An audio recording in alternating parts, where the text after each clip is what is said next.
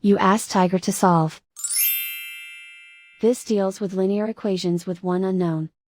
The final result is x equals 18. Let's solve it step by step. Group all constants on the right side of the equation. Add 2 to both sides.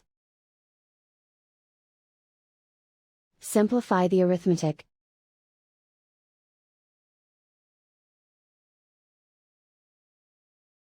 Isolate the x. Multiply both sides by 3.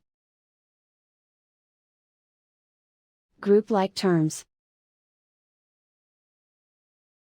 Multiply the coefficients. Simplify the arithmetic.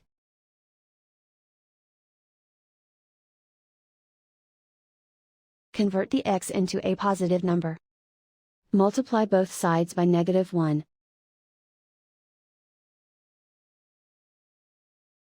Remove the ones. Simplify the arithmetic. And so the final result is x equals 18.